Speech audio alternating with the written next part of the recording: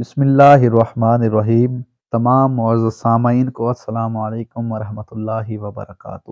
معزز سامعین، ایک ضعیف عورت حضرت نوح علیہ السلام کے پاس سے گزری جب آپ علیہ السلام کشتی بنانے میں مصروف تھے۔ اس وقت وہ خاتون بھی دولت اسلام سے مالا مال تھی۔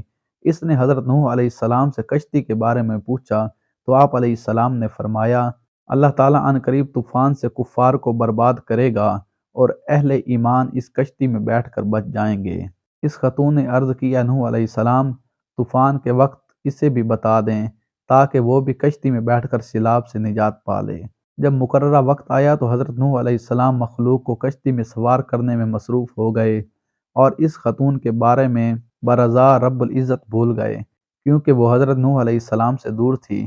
پھر یوں ہوا کہ کفار ہلاک ہو گئے اور مومن نجات پا گئے اور اہل ایمان کشتی سے باہر آ گئے۔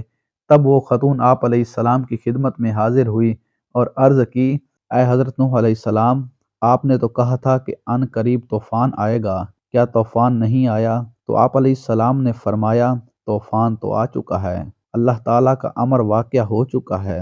آپ علیہ السلام نے خاتون کے معاملے پر تعجب کیا، کیونکہ اللہ تعالیٰ نے اسے اسی کے گھر میں بچا لیا جب وہ کشتی پر سوار بھی نہیں ہوئی، یہاں تک کہ اس نے طوفان دیکھا تک نہیں۔